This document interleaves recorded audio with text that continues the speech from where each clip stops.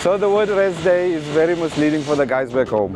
The only guys getting rest today is the 4 in the cockpit of these cars. The rest of us are hard at work. The cars arrived late yesterday afternoon. The boys jumped on it, got everything stripped out. Today is full assembly. Everything gets checked. Every bolt, every nut gets replaced on the suspensions. It's brand new prop shafts, diffs, gearboxes, rear diffs, wishbones, top wishbones, bottom wishbones, dampers get rebuilt.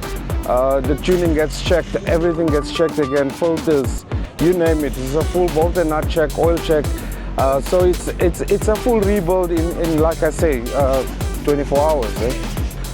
Okay, so it's important that this gets done because the next 7 days is, if you put it in perspective, it's the same as the whole South African Championship in 1 week.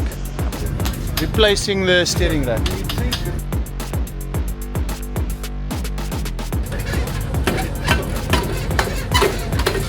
I'm busy repairing the left and front corners, so doing suspension basically.